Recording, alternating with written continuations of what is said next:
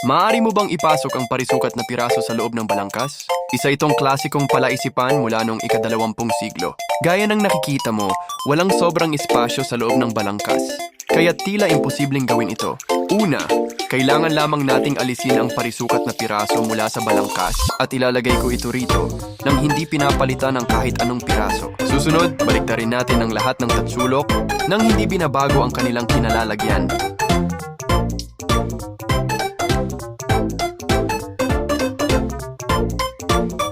Pagkatapos maayos ang lahat ng pirasong tatsulok, maaari nating ibalik ang parisukat sa orihinal nitong pwesto.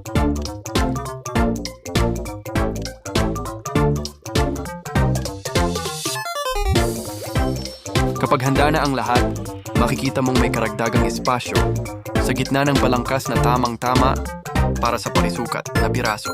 Nagustuhan mo ba ang palaisipang ito?